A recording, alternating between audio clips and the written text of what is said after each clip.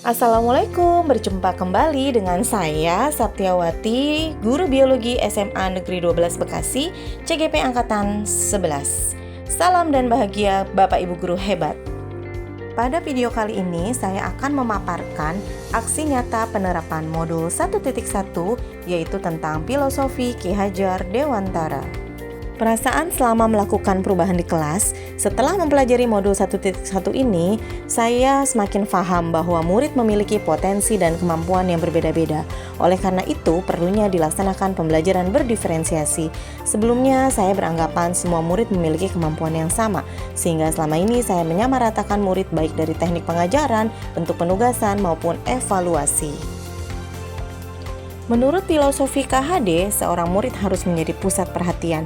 Pendidikan harus diarahkan pada pelayanan kepada anak, yang artinya bahwa proses pendidikan harus didasarkan pada kebutuhan dan kepentingan anak, karena setiap anak memiliki kebutuhan dan potensi yang berbeda-beda. Setelah mempelajari modul 1.1 tentang pemikiran Ki Hajar Dewantara, saya semakin paham tugas sebagai pendidik yaitu menuntun, bukan menuntut, dan berusaha untuk memperbaiki pembelajaran yang telah saya lakukan. Ide atau gagasan yang timbul sepanjang proses perubahan, saya lebih memahami karakteristik anak karena pada dasarnya mereka memiliki ciri khas masing-masing, sehingga saya akan menerapkan pembelajaran berdiferensiasi. Saya tidak hanya mengejar target materi pembelajaran, namun juga akan membentuk budi pekerti murid. Saya pun semakin semangat untuk mewujudkan pembelajaran yang bermakna dan menyenangkan murid. Berikut adalah contoh praktik baik yang sudah saya lakukan. Diawali dengan kegiatan perencanaan, saya berdiskusi dengan teman sejawat dan juga saya menyiapkan perangkat pembelajaran. Pelaksanaan pembelajaran pada materi sistem respirasi. Pembelajaran diawali dengan kegiatan berdoa sesuai dengan keyakinannya masing-masing. Lalu dijelaskan mengenai teknik bedah kata. Dagingnya, daging nanti baru keluar. Yang mau kita amatin apa? Kita lihat di sini. Ada paru, dia nanti morfologinya atau bentuknya itu seperti balon. Ada dua, kanan dan kiri, jadi kayak balon tipis. Kelihatan transparan isinya, warnanya merah segar. Kalau kita yang merokok, karena yang merokok itu udah warnanya udah jelek banget. Kemudian jantung itu tentunya yang berdenyut ya. Jantung yang berdenyut dan dia belakang paru, kemudian sama lapisan lemak tebal gitu. Di pentul yang itu dipegangin nih. Nah, Mana yang satu lagi yaitu parunya? Satu lagi mana? Pelan-pelan.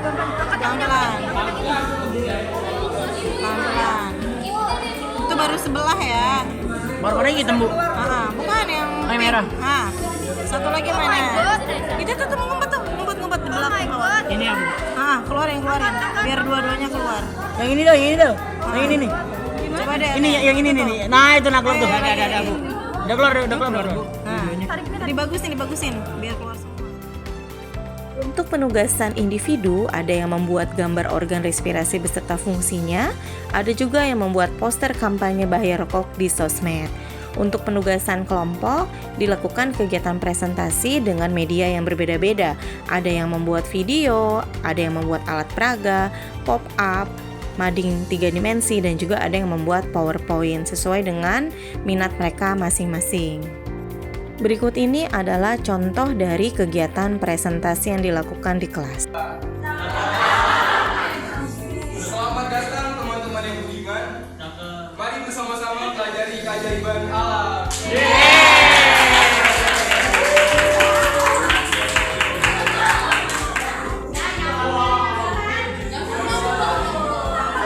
semua ya.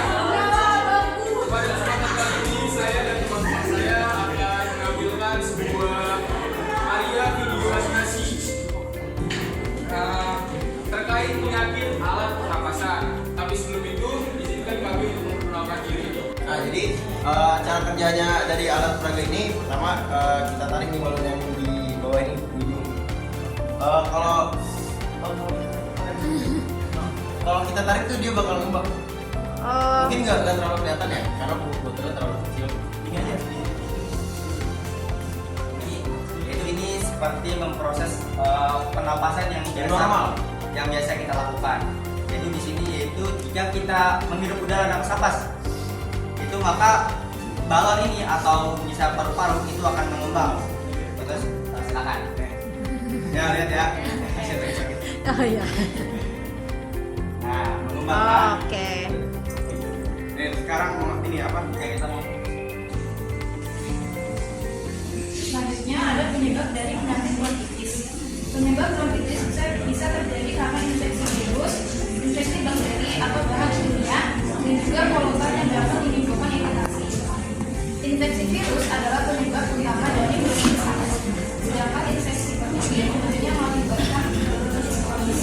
Selain itu ada beberapa penyebab dan faktor yang menyebabkan risiko terkena bronkitis.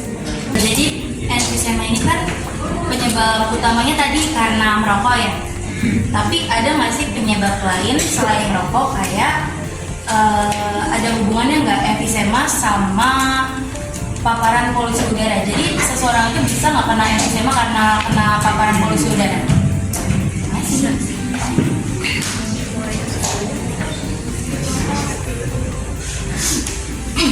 Iya bisa, karena paparan polusi udara, terutama polutan seperti asap rokok, bisa dapat meningkatkan resiko terjadinya emfisema. Setelah kegiatan pembelajaran selesai, saya melakukan refleksi. Refleksi ini bertujuan untuk memperbaiki kualitas pembelajaran di kelas. Tantangan yang saya alami yaitu masih ditemukan beberapa murid yang bersifat individual, ada yang terlalu mendominasi dan ada juga yang tidak mau bekerja sama yang hanya mengandalkan temannya. Solusi yang saya lakukan adalah dilakukan pendekatan personal, diberi pemahaman agar kedepannya dapat menjalin kerjasama tim dan mampu bertanggung jawab dengan apa yang sudah menjadi kewajibannya. Selanjutnya adalah testimoni dari beberapa rekan sejawat dan juga beberapa murid yang saya ajar. Selamat menyaksikan. Beliau pernah menjadi partner saya di SMA yang baik dan beliau sangat menginspirasi saya. Banyak metode pembelajaran di kelas yang terinspirasi dari beliau.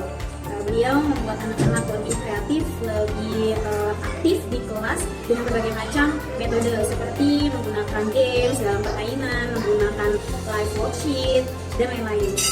Dengan beliau mengikuti CGP, saya yakin pasti kemampuan beliau bisa bertambah lagi, lebih inovasi lagi dalam mendidik anak-anak di kelas sesuai dengan teori dari Ki Hajar Dewantara. Semangat Bu Tia dalam menjalani program CGP-nya.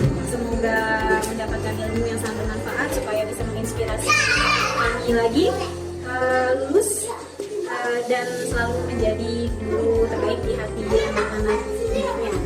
Sekian, Assalamualaikum warahmatullahi wabarakatuh. Selanjutnya adalah dari Ibu Ceni Liswati, guru biologi SMA Negeri 14 Bekasi.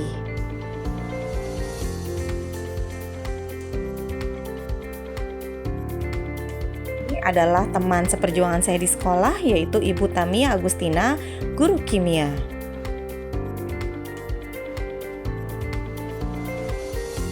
Saya merasa pembelajaran biologi sangat seru dan menyenangkan karena beliau sering membawa hal-hal baru untuk menjadi media atau tugas di pembelajaran biologi. Terus juga waktu Bu Tia memberikan tugas, saya merasa Bu Tia ini orangnya sangat gaul dan canggih karena beliau memberikan tugas bukan yang nulis di buku atau ngerjain tugas di LKS, tapi kita memakai aplikasi-aplikasi seru seperti contohnya Kahoot.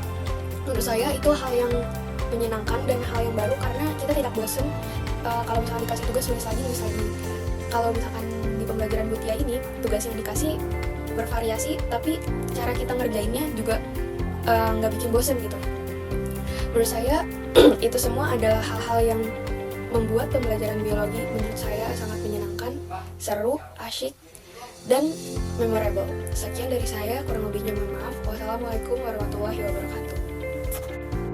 Assalamualaikum warahmatullahi wabarakatuh. Halo semuanya, perkenalkan nama saya Putri Jinal Diva, saya di kelas 3 dari SMA Negeri 12 Kota Bekasi. Jadi di sini saya akan memberikan pengalaman saya sebagai salah satu siswa dari Bu Tia, guru biologi di SMA kami. Jadi selama Bu Tia mengajar itu ada banyak banget cara Bu Tia buat ngasih materi kita supaya kita tuh paham tentang biologi ini, karena kita tuh juga peduli banget nih sama anak-anaknya, kayak tentang nilai, kondisi dan lain sebagainya. Misalnya kalau nilai itu kayak kamu kurang, ih mau kasih tugas ya gitu. Jadi biar dapet nilai lebih gitu si anak. Jadi anaknya tuh kayak gak dibawa kakak gitu nilainya. Kayak saya kayak ya Allah Masya Allah banget ketemu guru kayak Butia gitu. Butia sangat baik dalam menerapkan pengajaran di kurikulum yang baru ini, atau yang biasa kami sebut atau kita sebut kurikulum merdeka. Karena dalam setiap pengajarannya, murid-murid diberi kebebasan dalam belajar dan tidak terpaku. Sehingga banyak murid yang antusias dengan kuis dari Butia karena sangat seru. Dulu belajar biologi rasanya sangat membosankan karena materinya yang begitu banyak. Tapi sekarang rasanya ingin belajar biologi terus karena menjadi sangat seru bersama Butia. Sekian, jika ada kata-kata yang kurang berkenan, saya mohon maaf. Wassalamualaikum warahmatullahi wabarakatuh. Terima kasih yang sudah menyaksikan video ini. Semoga bermanfaat dan menginspirasi. Salam guru penggerak, tergerak, bergerak, menggerakkan. Wassalamualaikum warahmatullahi wabarakatuh.